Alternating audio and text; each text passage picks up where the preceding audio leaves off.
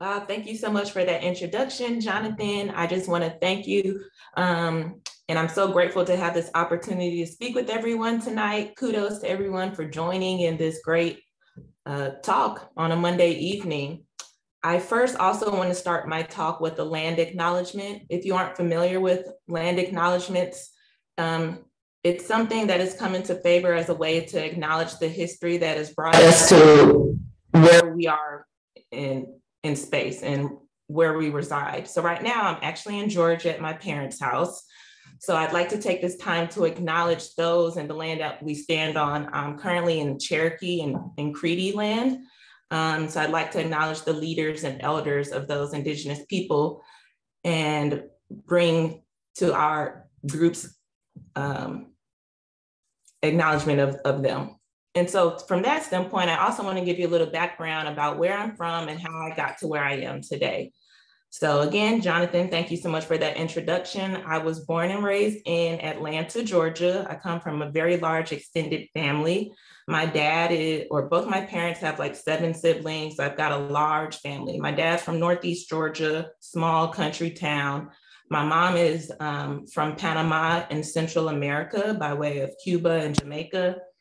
And actually, when she moved here at 20, met my parents, she got a job with Delta Airlines, which is based out of Atlanta. So growing up, they both made it very important for us to not only be connected to family, but also use the flight benefits from Delta. So we would go back to Panama very frequently.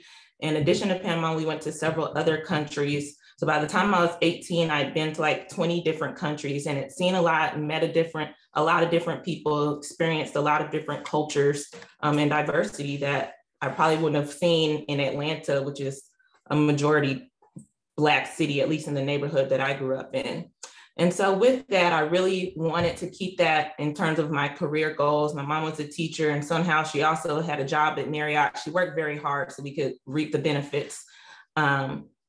And I decided to go to Howard University, a historically Black college and university in DC, to pursue sports medicine. I grew up very connected to our local community rec center and ran track. I ran track in college and thought that I was going to come back to my community and work in either physical therapy, athletic training, working to help the community from a health standpoint.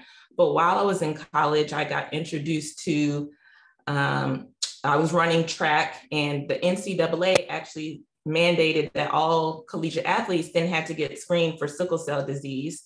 And so I got screened and found out I had sickle cell trait. And that was just one eye opener in terms of medical illnesses and how that can impact communities moving forward in groups that aren't really recognized. So working as an athletic trainer and an athlete, some people recommended some internships that I eventually pursued. And I shift my career goals and said, I really like medicine and science and how I can combine those to help people. So I decided to go to medical school, came back down to Georgia, went to the University of Georgia, Medical College of Georgia. They have a partnership. It's a smaller campus that's focused on small group learning in Athens, Georgia. And that was an adjustment for me, to be honest, coming from a Black city, Atlanta, another Black city in DC, and a Black college, now being in a small town where most of my classmates, when I first went there, I was the only Black student in my class, and majority of that university was not Black. That combined with being in medical school and being away from family was very stressful. But I just, continued to pursue on and work forward. And going to University of Georgia in a small town, one of their focuses was on rural medicine and health disparity. So I learned a lot. Even Athens, Georgia, or Clark County has one of the lowest health equity ratings, according to US News and Report, in the country, not as well as in the state of Georgia. So I did some research and got some introductions to health equity from that standpoint, and eventually did an internship at the Sickle Cell Foundation of Georgia, where I learned that sickle cell disease is, one of the most common genetic disorders affecting several people in the country, if not worldwide. And they have a drastic health disparity problem in that patient population as well, having a high 30-day hospitalization or readmission rate, they're 30% or 30 times more likely to have a stroke compared to patients in their same age group. Patients with sickle cell disease often are more likely to have Medicaid, while most doctors, 70% of doctors don't even accept new patients with Medicaid. So all of that are ways that these patients are disproportionately affected in terms of their health. I did research in that and just wanted to become more of a proponent and advocate for patients. And sickle cell affects both children and adults. And long story short, I got into wanting to do primary care and being able to treat the whole patient. So I wanted to do family medicine. And I started really studying hard in medical school, and it was just very stressful, and my health was deteriorating, and I wasn't focusing on it until my family members who are really close to me called me out on it and said I need to go to the doctor. And after a number of tests, I was passing out, fainting, was having double vision, all these issues. I eventually got diagnosed with multiple sclerosis. I had to have MRIs, a lumbar puncture, had difficulty walking, was using a cane or a wheelchair at some point. And doing all of this by myself in a small town where I was already isolated and didn't really know much about the healthcare field. I always look back to that time and how much has changed even in technology. When I started having my symptoms, I was so focused on school, I didn't even Google it. But if I had Googled maybe double vision, I might've seen like, oh, that's a symptom of multiple sclerosis.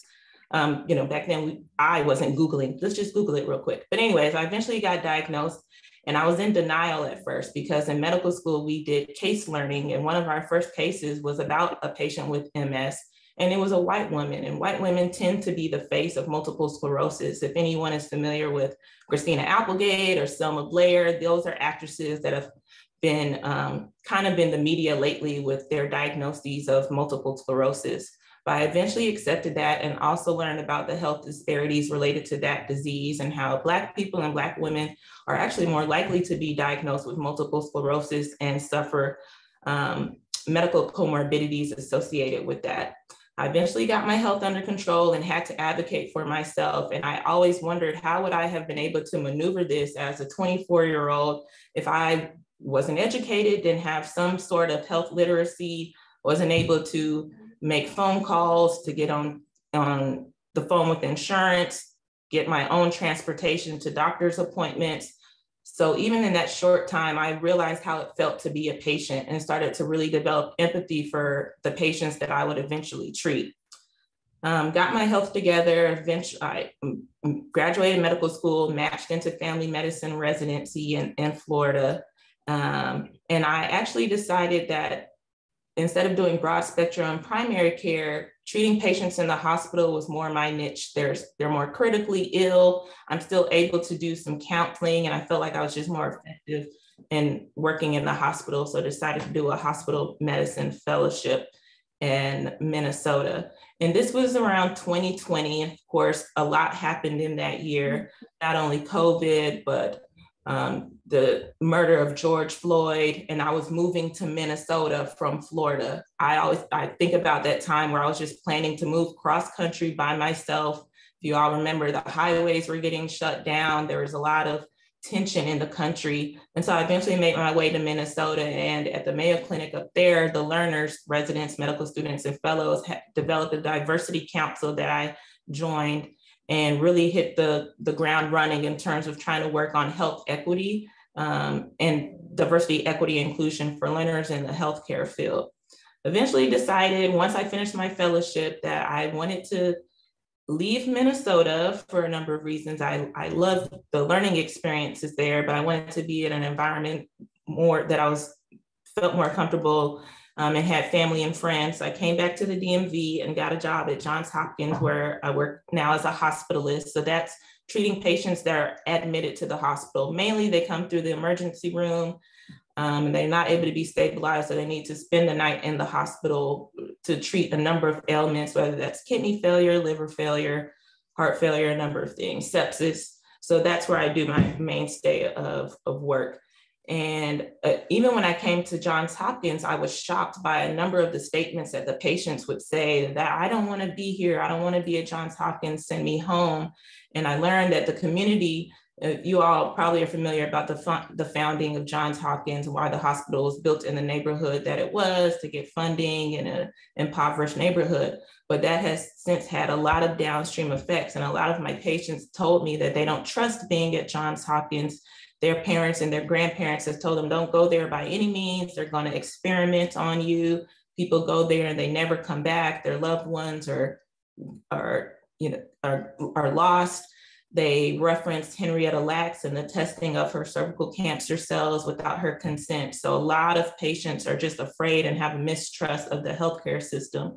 And we even saw that with immunizations or a COVID vaccine, just to give an example that people might relate to. And so I felt that there was something that I could do as a Black patient, a woman, a minority, or even just a doctor, anyone can have an effect or have a way to address those issues. And so I got the role as being Director of Diversity, Equity, Inclusion for our division. And that is a multifaceted role. Not only am I trying to help support our division and women in medicine, I'm working with residents, medical students, groups like you all, working with other departments, whether it's critical care, cardiology. And I also go out into the community and try and do some interdisciplinary and other work with other organizations like Walk with a Doc. That's something that's an organization that you just go to a park once a month and talk with the doctor, and you can ask questions, any questions about your health, and you'd be amazed a lot of the questions that patients have. I also work with other national organizations, one called Home Run that's based out of UCSF. And I just feel like this is my story that's brought me to where I am. You know, growing up in Atlanta, all the health problems that I've had, my culture, my family, people that I've interacted with has brought me here, and I couldn't be happier with the work that I'm doing. Of course, there's room to grow. There's always room for improvement. In the city of Baltimore, I'm sure one thing that they've mentioned that affects a patient's health is their income. If you look at different neighborhoods like Roland Park, their average income is about $100,000 compared to, I forgot, another community, I think it's Pebbleton, their average income is about $19,000. And for whatever reason, someone's income has an associated risk with decreased life expectancy. So Roland Park's life expectancy is about 80 years, while Pebbleton's about 68 years. And the city of Baltimore has done research to look into why that might be, but so far they see it might be related to income. But social determinants of health are areas that need to be addressed and recognized. And so working to improve health equity, I love the illustration, if you've all seen, about what equity really is, as opposed to equality or even justice. So just to illustrate, if you've seen the one where there's three people looking over a fence trying to look at, let's say, a baseball game. It's an adult male, adult woman, and a little child, and only the adult man can really see over the fence. That's just how it is. So to help with equality, someone gave these three individuals a box to stand on. It helped the adult man, but it still didn't help the little child. So equity is giving a box that's even taller for the little child so that he can still see over the fence. So equality is giving everyone the same thing, but equity is giving something that person specifically needs. We've all heard the golden rule, treat others the way you want to be treated. But I was taught the platinum rule, treat others the way they want to be treated, because everyone has specific needs to get them to be successful. That's equity. And then justice is actually getting rid of the fence completely so that everyone can look and see this game and enjoy life and continue to be successful. So that's one of my goals in my role as Director of DEI for our division. So that's my story. Thank you again for the opportunity, and I'll take this time to have any questions, if any.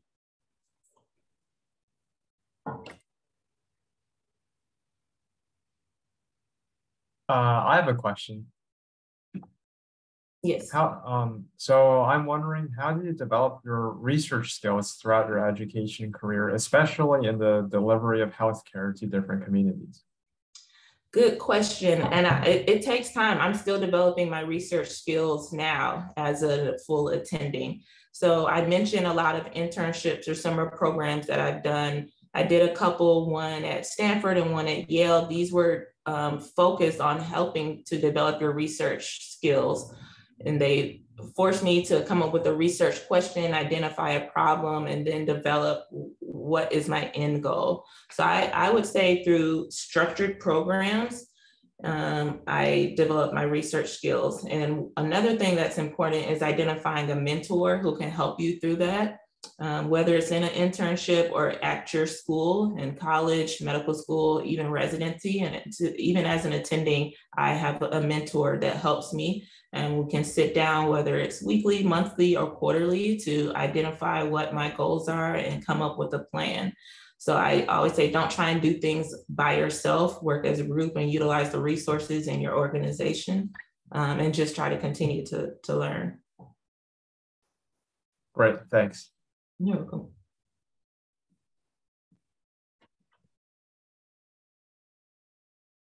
I also have a question. How are social determinants of health addressed in the healthcare field from what you've seen, and are more healthcare providers like shifting to address them? Yeah, I think there's multiple aspects and ways to address that, or that are being addressed in the healthcare field. Even over the past couple of years, we've made strides in addressing social determinants of health. One is just by identifying that that is a major problem that needs to be addressed. So it's been increasingly implemented into medical school and learning curriculums, because that's where you need to start identifying and teaching ways to address it. So I have taught lectures at the medical school here to students about social determinants of health and how we can address that in the hospital. So in my work, let's say, for example, I work hand in hand with our social workers to identify patient needs. The healthcare or medical chart has been updated through technology to identify needs that a patient has, whether it's difficulty with transportation, uninsured, gender identity. So utilizing what is in the patient's chart has been optimized through technology to assist us with that. And I think having talks and discussions and actual leadership in DEI has helped with identifying and addressing patients' issues with social determinants of health. There are a lot of organizations out there that are helping with that too. The AAMC, American Association of Medical Colleges, has a whole roadmap, and so does Johns Hopkins Medicine has a roadmap that we follow. There's 5 parts, and it's a 200-page textbook, but there are initiatives, multifaceted, that are in place to help with that. Thank you. And one more question we had indicated for you was, especially considering the amount of traveling you've done early in your career, why do you think travel is important for students considering a career in healthcare? A good question, because there's so much outside of your small bubble that you can see when you travel.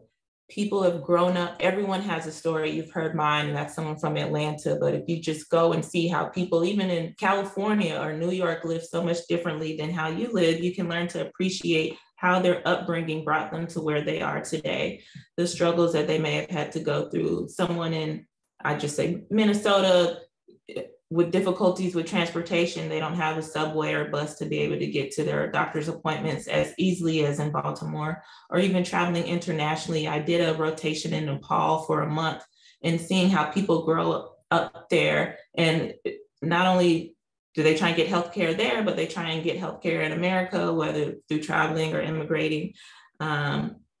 And so you don't know what you don't know. I think just being exposed and seeing how people grow up differently is important. And also seeing how healthcare is delivered differently. For example, in Nepal, there's no insurance system there. Everything is cash or out of pocket. So patients will come in, if they can't pay for a ventilator, if they can't pay for the dialysis machine, they go home to die. So not only does it give you a sense of appreciation, but you have to learn different ways to approach medical problems, learn the basic sciences, and then get an appreciation for why patients are the way they are.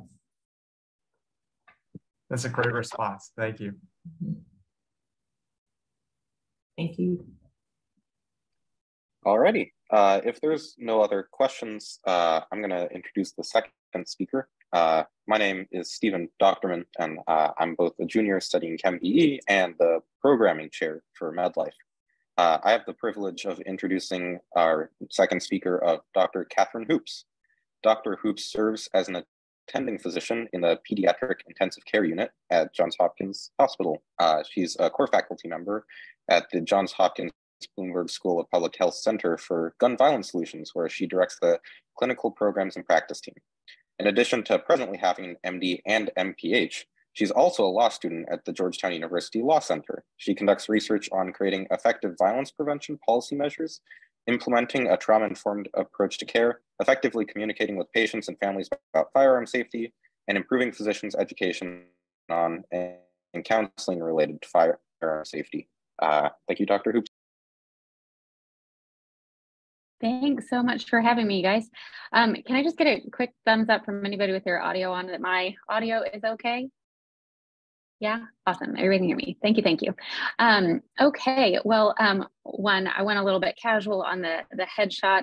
Dr. Woodruff, yours is beautiful, much better than my actual headshot. But that's my daughter. That's Sarah Claire. So in addition to the other hats, I'm also a mom. So I hope to bring you guys a little bit of a different perspective on violence and injury prevention research, and just to field some questions and talk more about the issues that you're interested in. So I hope it's okay. I prepared a few slides. Stephen, may I share my screen? Yeah, just give us 1 second to stop sharing. No worries. And then you should be able to.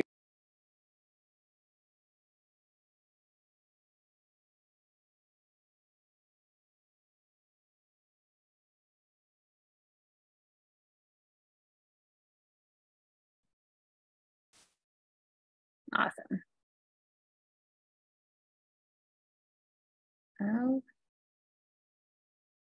Okay, super.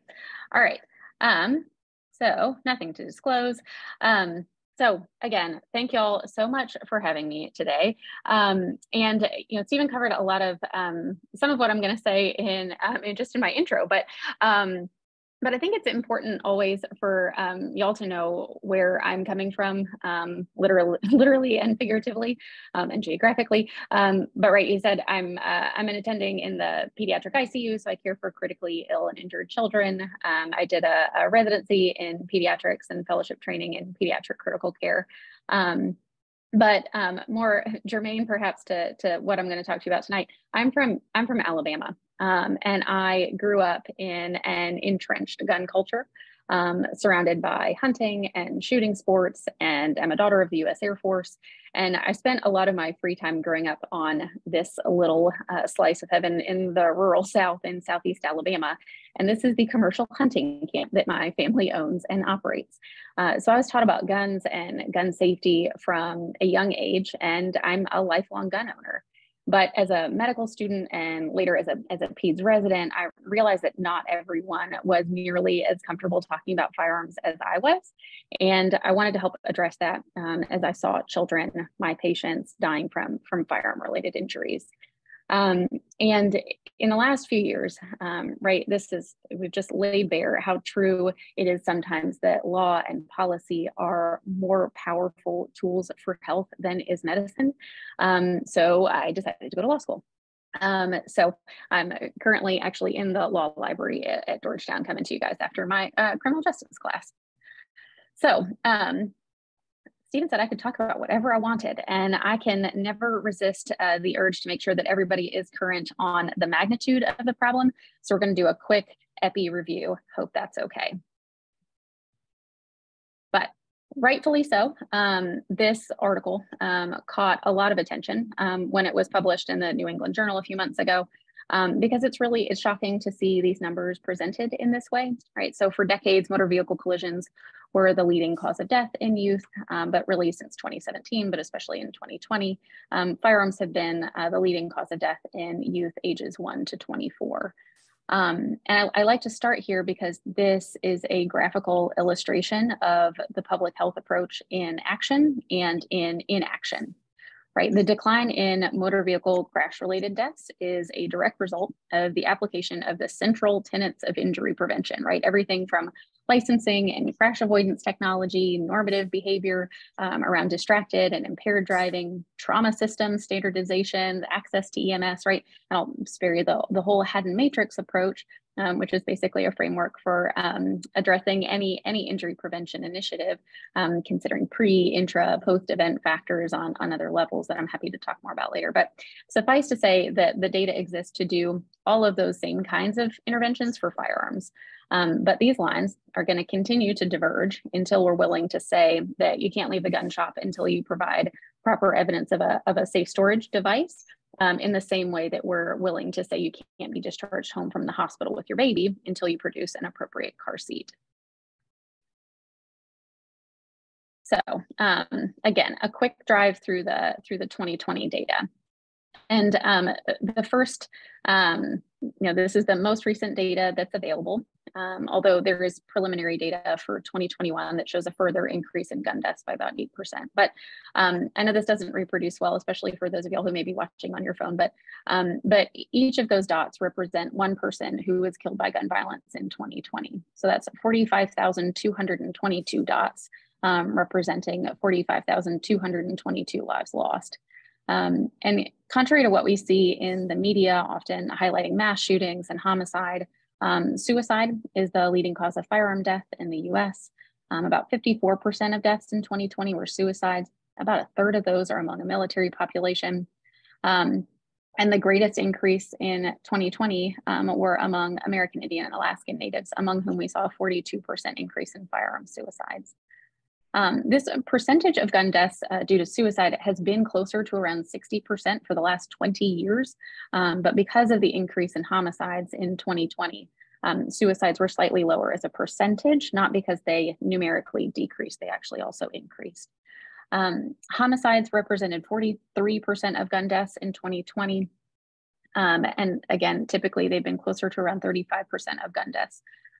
But they increased by over 35% from 2019 to 2020.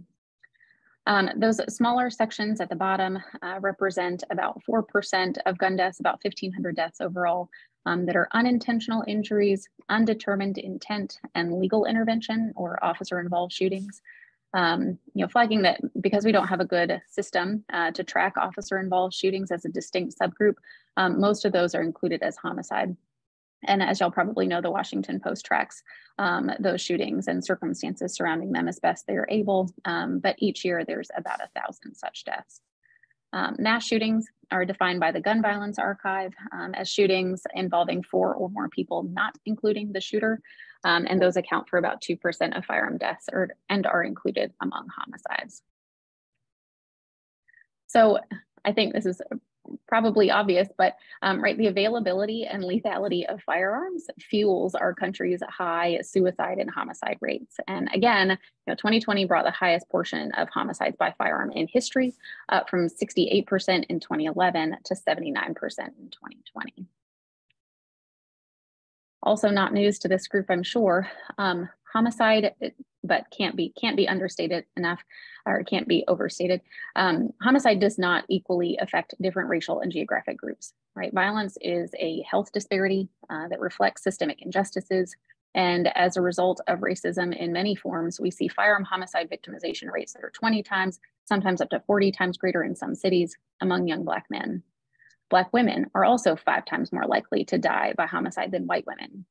And I want to highlight here that firearm homicide among Black women increased by 47% from 2019 to 2020. Homicides are the most common type of gun death among children and teens, relevant to me in my practice as a pediatrician.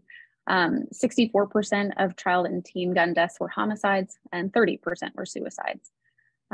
More than half of all Black teens ages 15 to 19 who died in 2020, 52% of deaths in that age group were killed by gun violence.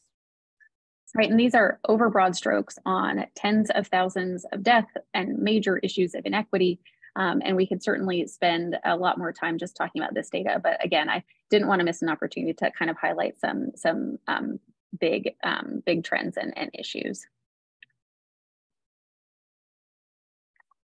going back to suicide, when we look at who is using suicide who is using firearms to attempt suicide, excuse me, it tends to be older white males.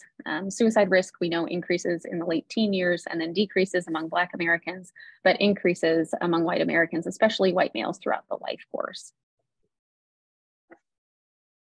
Another issue of particular salience to many of us as clinicians, and we can come back and talk about this and kind of talking about strategies for prevention. But in 2020, there were about 150, there were 149 unintentional firearm deaths among individuals under 19. And half of those were among kids under 14. That's a 25% increase from the previous year. And one death by unintentional firearm injury every 2 to 3 days. So these are people, again, who couldn't walk into a licensed dealer and buy a handgun, although in some states they can buy a long gun or possess a handgun. But in any case, these are firearms that they're being exposed to in their homes. But these injuries aren't just happening in the home, right? In conjunction with an increase in civilian gun carrying, we're seeing increases in gun-related injuries among children outside the home as well, which is why, you'll hear me harp on this a lot, guns must be safely stored every time they are out of the immediate possession of the adult gun owner. And the last epi topic that I wanted to just quickly touch on is intimate partner violence. In the before times, pre-COVID, I would say that about 600 women are killed by their partner using a firearm each year. But in 2020, FBI data show that over 1,400 women were killed by current or former partners. IPV was called a pandemic or an epidemic within the pandemic because victims faced unique vulnerabilities as they were often forced to quarantine with their abusers, didn't have access to safety planning and victim advocacy to which they might have otherwise had access. Add to that the financial and other stressors of the pandemic, and abuse escalated. There's an abundance of research, much of which has been done by Jackie Campbell and some of our colleagues in the schools of nursing and public health, showing that firearm access is one of the primary predictors of lethality in abusive relationships. And even when they aren't used fatally, they're used to wield coercive control and make threats to a partner. And victims of intimate partner violence are 5 times more likely to be killed by their partner if there's a gun in the home. And that risk is greatest at the termination of relationship. And I say all of these things, right, because all of this information is going to become relevant as we're talking about policy strategies and clinical strategies for prevention, right? I mentioned this especially as I'm talking about IPV, right, because we know that there are limitations in our policies, including domestic violence restraining or protection orders. Many states don't prohibit gun ownership among those who are subject to temporary DVROs, or a broad swath of abusers are excluded from these petitions. But again, I highlight the data because it becomes relevant to us as clinicians assessing risk, and it becomes relevant to us as advocates when talking about effective policy measures. So, key takeaways from the 2020 data, right? So 2020 brought the highest number of gun deaths ever recorded in the US. This was largely driven by an increase in gun homicides, which disproportionately affected Black and Brown communities, but especially young Black men. Gun violence remains the leading cause of death for youth under age 25. And in fact, youth under 30 were 10 times more likely to die by guns than by COVID. But gun deaths are preventable. Hawaii has the lowest rate of gun deaths in the country and some of the strongest gun laws, including a comprehensive licensing strategy and extreme risk protective order law. And you contrast that to Mississippi, which has the highest rate of gun deaths and some of the weakest gun laws, including permitless carrying and stand your ground laws. So now that we have kind of a common foundational knowledge on the burden of injury and gun death in our communities, I want to just talk more about our role as clinicians, y'all's future roles as clinicians in this area. And putting on my law student hat for a sec, can we even talk about guns legally? After the Florida Privacy of Firearm Owners Act of 2011 was overturned as a violation of our First Amendment right to free speech, there's no state or federal statute that restricts our ability to counsel on firearms as clinicians. But just because we can doesn't mean we do it well. And fewer than 20% of gun owners rate us as being effective messengers on firearms. clinically in providing counseling on risk mitigation. But nonetheless, our patients forgive us for our shortcomings, and over 60% of gun owners are receptive to discussing gun safety with their providers in any circumstance, and that number increases dramatically when you're talking about kind of care in a mental health context and in pediatric care. So, I think as a perpetual student, I don't think this will surprise anyone that I think really our primary role is as educators, but in a whole lot of different ways, right? So we need to educate ourselves, right? Learning about a trauma-informed approach,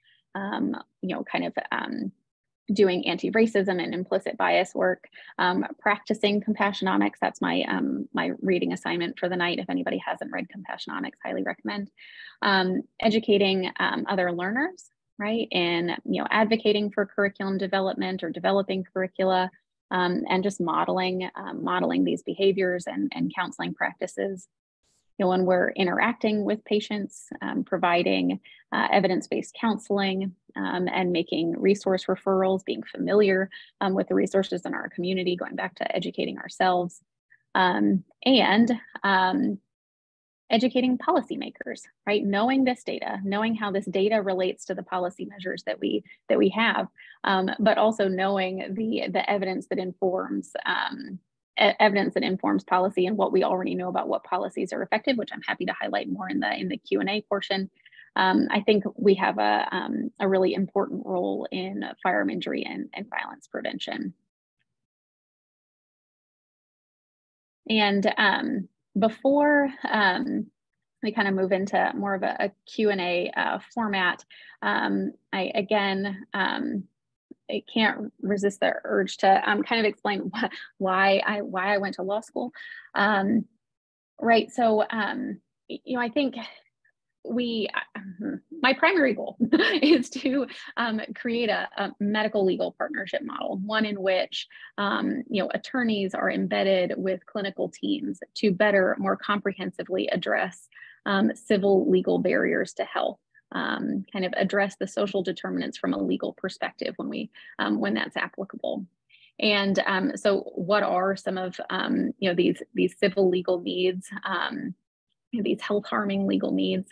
Often we use an I-HELP mnemonic, right? So income and insurance, addressing food insecurity and disability issues, housing, utility issues, education and employment challenges, legal status, including immigration, but also the application of intimate partner violence policies, and then personal and family stability issues. MLPs, or medical legal partnerships, use civil legal pathways to address these health harming legal needs, right? And the QR code there links to a beautiful articulation of the why, published last year in the New England Journal by a woman who's my mentor here at Georgetown, and would encourage, I feel like I'm giving a lot of reading assignments tonight, sorry y'all, but I would definitely encourage you to take a read. And then I will close with this, which is a graphic that was produced by one of my colleagues at Cities United that I just think is perfect. Right, violence is a symptom, not the disease. And reducing violence is going to take an all hands on deck approach. And that doesn't mean that all of y'all need both an MD and a JD, but it does mean that we all have to work together, right? We need a multi-sector, multidisciplinary, multi-professional approach. So if anybody was going to ask me, how I got here, right? It's a mix of loving science and people, minutia, and the big picture, and believing that you can't have health without equity, and believing that you need a multi-sector approach to get there. Oh gosh, guys, I'm seeing my next slide in the preview. I'm getting more reading assignments. These are also a couple of QR codes to more learning opportunities, things that have been produced by the Center for Gun Violence Solutions. One of which is a massive open online course. That's a big lift. It's a big time commitment, but you can kind of pick and choose some of the things that you want. And it's really comprehensive and great about evidence-based gun policy. For a more digestible learning opportunity, extreme risk protective orders are a civil approach to violence prevention, and one that is going to become increasingly clinically relevant as we develop gun violence navigators in the hospital setting to try and identify patients who are at risk for suicide or interpersonal violence, and then use those civil legal pathways to dispossess people of firearms if they're at imminent risk to themselves or someone else. I will go back to this graphic, or I'll just stop sharing. I also have contact info. Does anybody want that? There. That's me on Twitter or my email. Feel free to reach out, of course. But then I will just stop sharing in the interest of seeing you guys, but I'm happy to throw that back up if anybody's interested. And would love to take questions.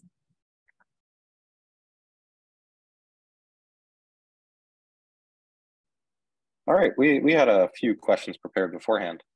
First, I was personally wondering, how do you see your MD, MPH, and JD implicating your research and practice in the future? Yeah, a great question. I mean, I think that you know, the MD and MPH are fairly logical for you know, people who may have an interest in public health research and methods. So a little bit more about just kind of my pathway. I took a year off in between my third and fourth year of med school to do my MPH. That's where I connected with some of my mentors with whom I continue to work here in the Center for Gun Violence Solutions, and really informed a lot of you know, my understanding of my purpose in public health research. You know, the desire to do the JD grew in part out of you know, the mentorship of a bunch of attorneys, kind of JD MPH types, JD PhD types in the School of Public Health, who really saw my desire to apply you know, kind of more concrete, tangible legal and policy skills to my research and advocacy. And I already spoke about this a little bit, right? But you know, I really think that our current hospital-based violence prevention programs fall short when we fail to address some of these legal barriers to health. And the more we can integrate multiple perspectives and sectors in our approach to care, you know, I think we can go further in our efforts to promote equity. Is that responsive to your question, Stephen? Yeah, of course. I was also wondering beyond, I'm sure there's a lot of students here that care a lot about gun violence, and beyond, you know, getting the JD and kind of pursuing that legal track, what recommendations do you have for both students and future doctors to kind of better understand, beyond educating themselves, obviously, to better understand gun violence? I think, you know, the advice I often find myself giving is, one, obviously educate yourself on the data, but also know your community, right? You know the issues in Baltimore, in your immediate area, what's going to be affecting your patients, and know the resources that are available to you. I think honestly that is as important as anything, you know, because you know, we often see that you know, clinicians feel like they aren't empowered to refer patients to community-based resources or to other programs, but that's in large part because you know, they aren't familiar with them. And I'm not saying the entire burden there falls on one individual to educate themselves on every possible community resource, right? We need to, you know, curate and try and create resources for clinicians to better familiarize themselves with some of those resources. But the more you can get in your community through, you know, kind of having a familiarity with local politics, local policy, but also just the issues in your community through volunteerism, or, you know, reading our local paper. These kind of things I think are really important, just as you know, as citizens and participants in a community. That's wonderful. And the last question that we had for you is work-life balance is important and enjoying what you do is very, very important. So I was curious what you sort of find most rewarding about your work overall. Oh my gosh, that's the question of a lifetime. What do I find most rewarding? I think that, as a clinician, as a public health researcher, as a student of the law, I think each of those things, as a parent, each of those roles and things that you find yourself doing, breathe purpose into the other, right? So you'll see a patient with who suffers a firearm injury, whatever the context, right? And then that informs, and kind of reinvigorates your research efforts in another area. So I'd say that my every aspect of my clinical practice is incredibly rewarding, and when you can kind of find those things that again breathe mutual purpose into each of the aspects of your work, I think that goes a long way in promoting resilience, your investment in your practice, and just has been really kind of inspiring and rejuvenating for me in the same way.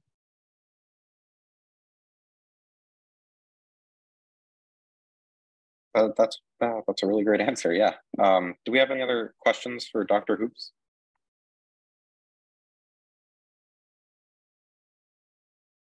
All right. I believe Fanta will be introducing the third speaker. Awesome. Thank you, guys.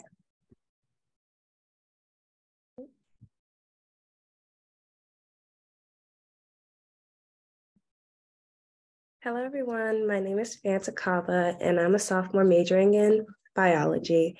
I have the honor of welcoming our final speaker of the night, Professor VanGraafeiland. She is the Associate Director for the DNP Executive Program at JHU and has worked to improve the lives of children for over 30 years as a pediatric nurse practitioner and for over 20 years as a nursing educator in undergraduate, graduate, and doctorate programs. She has vast experience working in primary care settings in both urban and rural areas. She has many scholarships that are focused on improving outcomes for youth in foster care, child abuse, adverse childhood experiences, and human trafficking screenings. Additionally, this summer, she was inducted as a fellow of the American Academy of Nurse Practitioners. Please help me give a warm welcome to Professor VanGraafeiland. Thank you, Fanta, for that lovely introduction. My name is Brigit, and I'm, very pleased to be here today. I don't have a PowerPoint, but I did ask if I needed one. So, so I'm just going to talk to you a little bit about my practice and my area of scholarship. I have been a pediatric nurse practitioner now for almost 33 years, and it's almost always been in a very urban, underserved area. I have done about 5 years in a very rural solo practice by myself in North Carolina. So a similar type of socioeconomic level, but differences between rural and urban. I currently do still practice 1 day a week at the Center for Addiction and Pregnancy at Bayview. So the majority of my patients are Eastern Baltimore, and probably 30 to 40% are children of substance using mothers that have either been in our program or are currently in kinship care or in foster care. So my main areas of the care I give is in equity and making sure that my patients have the same chances and the same optimization as their peers in other schools or other counties across Baltimore. My practice has always been in Baltimore City, so it tends to be a very large population of people of color, people that have a lot of needs and have a lack of resources. So I've always kind of viewed it as, my main role is to help them parent and help them get the resources that they do need. COVID changed a little bit of the dynamic with our patient population. We did a lot of telehealth during COVID, and it gave us a very unique perspective into their lives, into their home life, into sometimes even if they're in their cars and they may be driving somewhere, seeing that their child is in the car seat properly. But it also really increased our burden of caring for our families. Obviously in pediatrics, you don't just care for the patient, you do have to care for the entire family. We saw a very large number of our previously healthy, sober parents relapse. It was a very, very difficult time for our practice. We're a very small practice, so we get very close to our patients, very close to our families, and we just saw a lot of morbidity and mortality over COVID, as well as seeing a lot of school failure. So when we think about, just in general, even kids that have every opportunity to participate in remote learning, kids, that don't have equity really struggle with that. They don't necessarily have Wi-Fi, or they are, going to public areas to try to learn. Not to mention, it was a huge burden for our families to try to keep their child engaged over a computer when it can be equally hard to keep them engaged face-to-face. So our practice has undergone a lot of stress in the last 2 years with just trying to promote the health and safety of our practice and of our patients that come and rely on us. I find tremendous joy in taking, care of every patient that comes in our door, because it is an opportunity for us to be a positive influence in their lives. The one area that I've really been promoting in the practice is the screening of acute childhood experiences or events in which they become more of a predictor of children that may need some services down the road. So we're trying to screen them early, as well as screening the parents, because we have a lot of young parents to help them get the services they need, as well as services for the children. So if you don't know what ACEs are, it's really a series of 10 questions that came out of Kaiser in California back in the 1990s. We have adapted it to make it more pediatric focused, but essentially each ACE or event is a potential risk factor. So knowing these risk factors early on, we're hoping to be preventative in the care that we give that will help put them on an even par with their peers. So the biggest predictor can be poverty, which the majority, 99% of my patients are on some state assisted medical insurance. It is having a parent incarcerated, having history of domestic violence or witnessing a violent event, having a single parent or a parent of substance using. So a lot of our children and a lot of our parents have had high exposure to ACEs. So by screening the questions, it does open up a can that, of worms that can make families uncomfortable. However, the evidence is incredibly clear that when we do ask these questions, the caregivers, parents are very appreciative of us opening up that dialogue and helping them get some of the services they need. The other thing that we do frequently in my practice is assess for food and housing insecurity. So each patient that comes in, we are making sure that they have the resources needed for both housing and food. Sometimes we have multiple family members living in the same home, but we still so they have a safe place, but we still act as a resource and a liaison with the Department of Social Services to get them on a list for housing. We make sure that they're able to renew their medical assistance or their SNAP benefits every 6 to 12 months, depending upon the patient and the family. So we started doing this more and more through COVID, just because we were concerned more about how well our families were able to feed themselves and their children.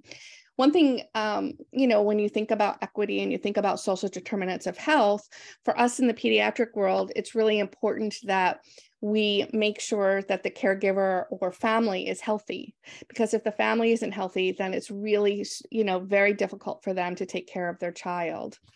So again, I feel like in our practice, it's important to screen for all of these determinants, whether it's food and housing insecurity or our acute childhood experiences.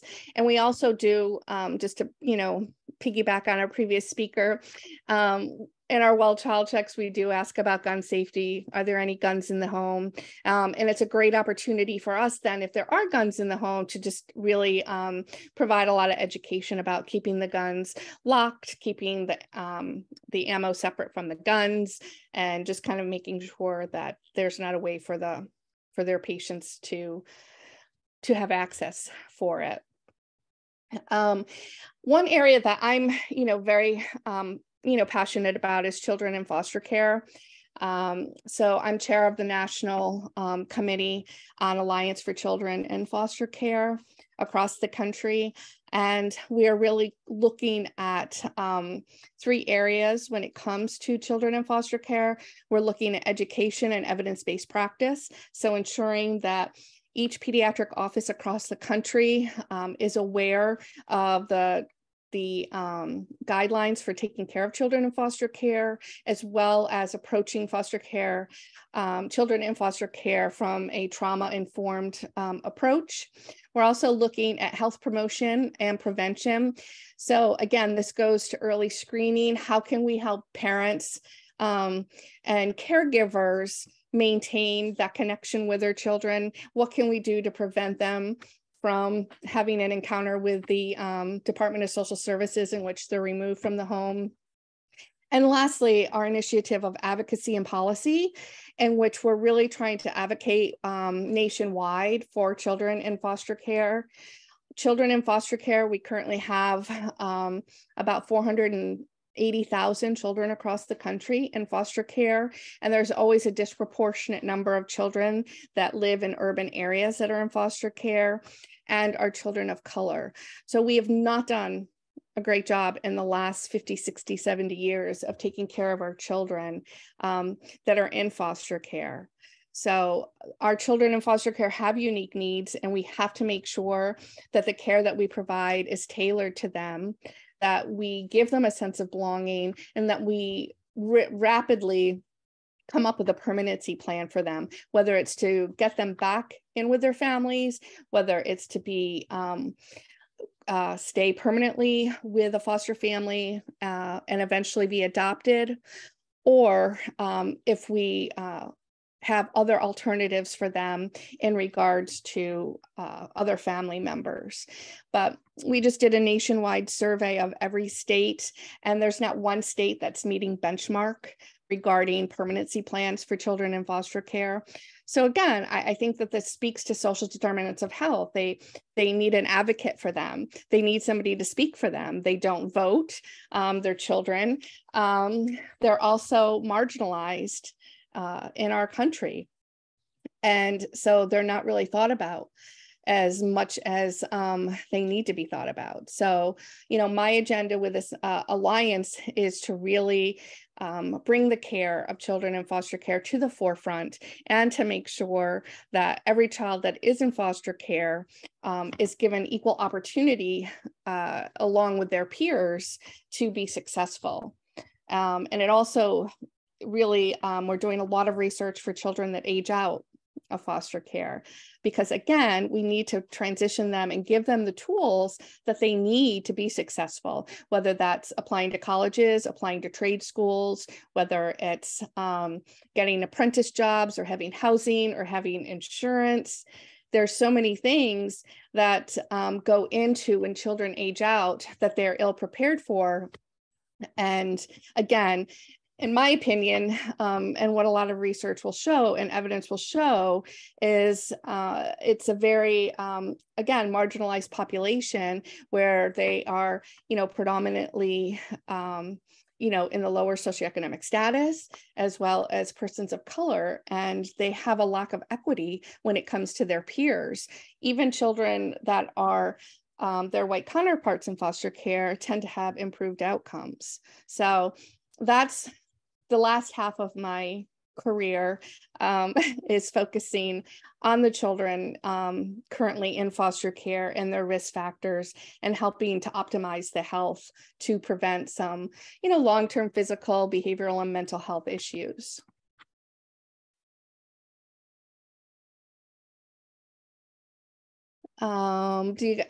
I can take questions. I can talk a little bit more. I also do a lot of screening, and I'm an alliance or ACT advocate for children in trafficking.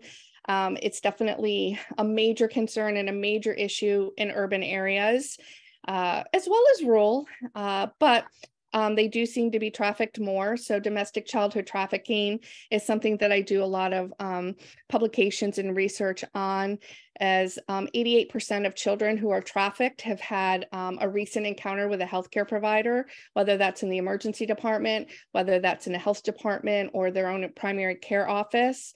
So again, I think that we need to do a much better job of trying to screen and ask specific questions for children that we perceive could be at risk.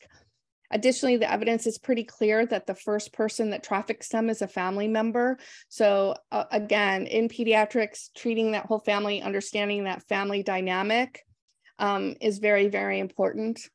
So again, as you can tell, my scholarship and my passion is dealing with children that are very vulnerable, because I do believe they strongly need a voice and an advocate for them, across this country. And we need to do a better job to make sure that we are giving them an equal chance with their peers to be successful.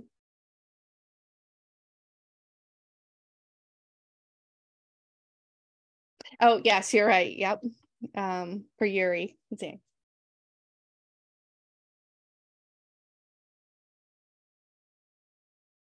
I have a question. Yes. What made you choose pediatrics as a specialty? I feel I was always going to be a pediatric provider. I think kids are so resilient. I think that they undergo tremendous amount of stress and trauma at times, and I admire them. I do like adults, but it's interesting. I was much more profoundly sad in caring for adults, particularly, if they didn't have visitors or an older adult. And to me, there's just always something that speaks to the resiliency of children that I was drawn to. So I used to practice much more. Now, again, in academia, I direct the DMP program, the executive program, and then we have a dual DMP MBA. So they get a Master's of Business Administration, as well as a doctorate and Master's of Public Health. So I teach students across the country, and try to get them really focused on social determinants of health within their own DMP work and their DMP scholarly projects and research. Okay, can I ask another one? Yeah, absolutely. Okay. Personally, I'm very interested in pediatrics, and I know with this work, there's a lot of cases that don't have the best outcomes for individuals. So how are you able to overcome these cases? Yeah, that's a great question. Sometimes it's hard, particularly when you think about some things that are so preventable. And I think, it's the kids themselves that keep me going. It's the families that do want to do really well. I've been exposed to some horrific, cases of child abuse in my lifetime and have testified. And I still feel that the majority of parents, no matter what their circumstances, want the best for their children. And it's just a matter of giving them the tools that they need, to take care of their children. And I feel like in pediatrics, especially vulnerable, populations, they need a voice.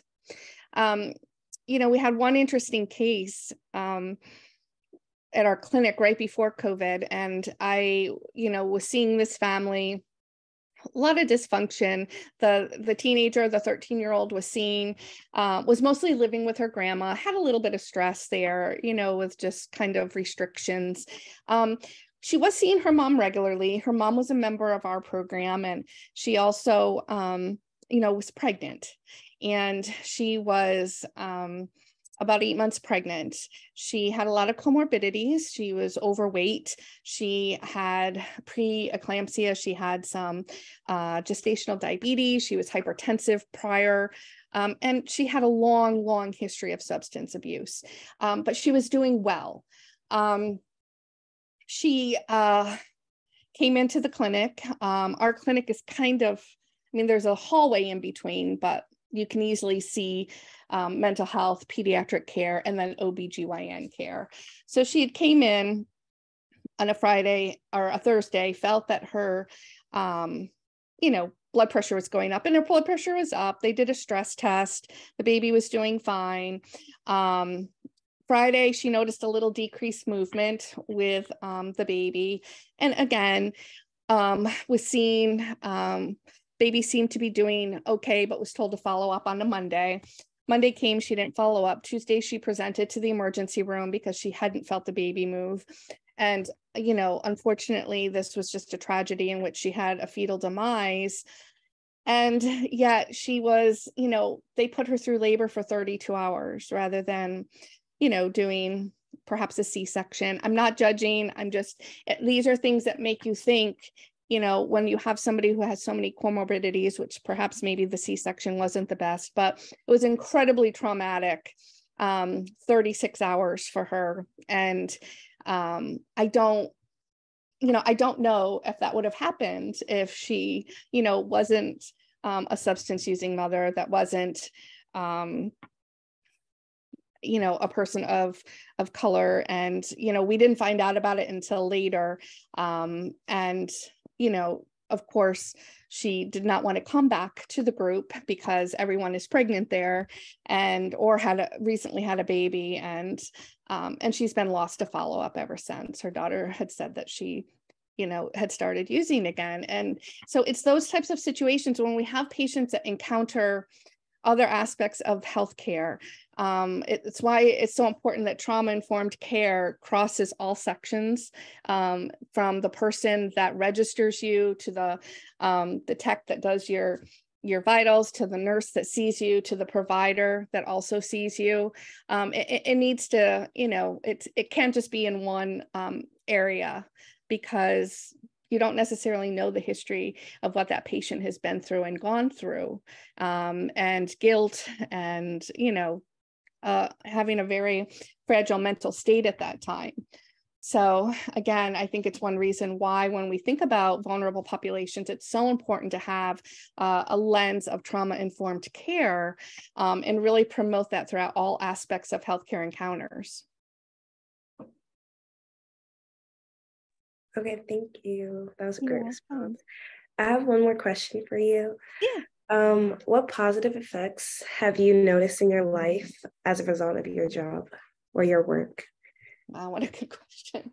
Well, I think on the student side, when they, graduate and get hooded and go out and have great leadership jobs and are changing the face of healthcare, when it comes to social determinants of health, I think, in pediatrics, I think, each time I see them, it could be a little bit of a small success, whether it's been, the parents are doing well and thriving, the child is thriving and doing well despite circumstances. I did have one patient who was a teen mom, and she had the baby when she was about 16. And, the evidence is pretty clear. If we can prevent that second pregnancy, the outcomes are so much better for the child as well as the mother. And I really worked hard with her to prevent that second pregnancy. And she was able to graduate high school and went to college and graduated, and, got invited to, a wedding that she was, getting married later on in life. So that was very, positive. We know what the evidence says. And sometimes it's just a matter of really working hard with our families to know that, we're on their side, that, we want the best for them and we want the best for their children, and working in partnership with them is really important, and understanding their story. I think that's the first thing in trauma-informed care as well, understanding what they have been through, and that I can learn from my families as much as they can learn from me.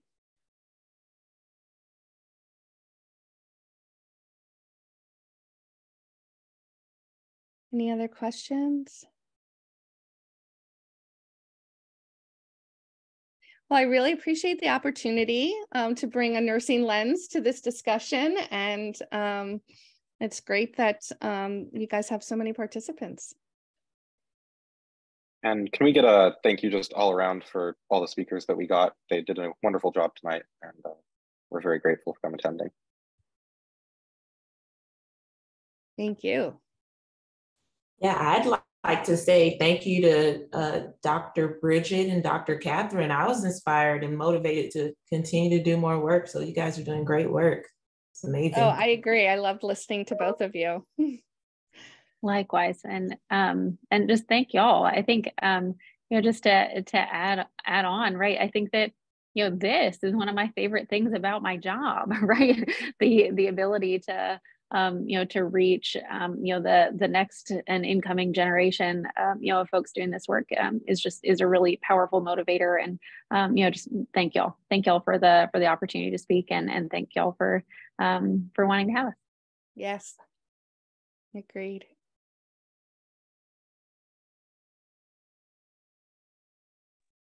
Just really quickly, could everyone turn on their cameras, please, so we can get a group picture?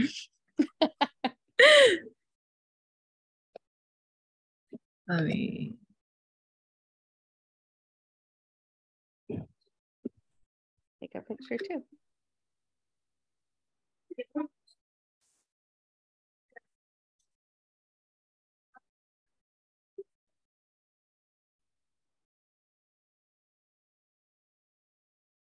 Smile.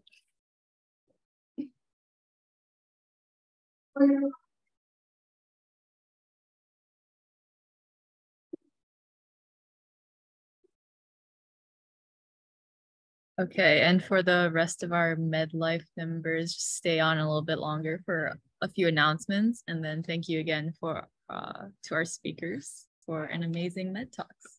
Thank you, guys. Bye. Thank you so much.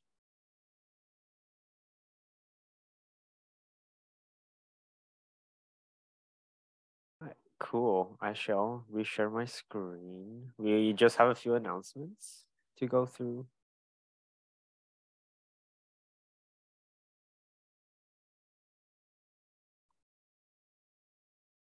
Yeah, Micah, if you want to talk about missing maps. Yeah, so next Monday is going to be our Missing Maps event.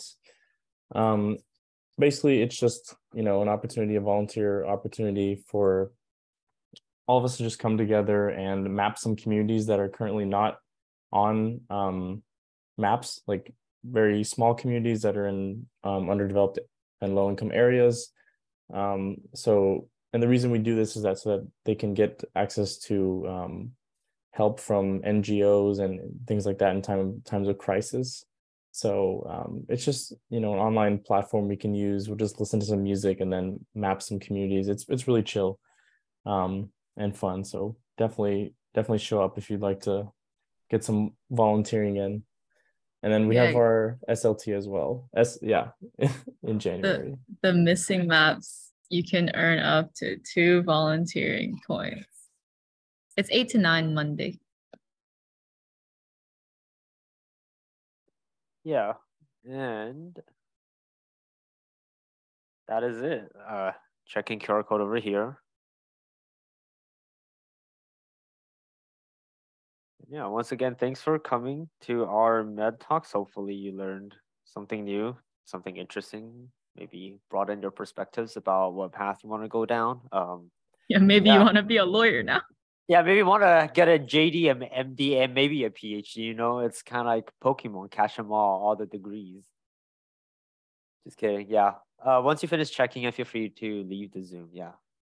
Thanks for coming. Thank you, everybody. Have a good week.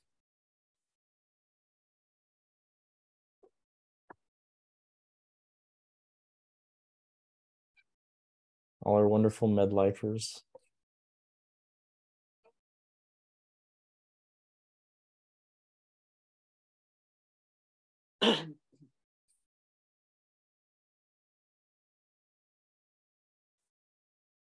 No, I did notice I had like the black box thing. It's probably moving. I don't know.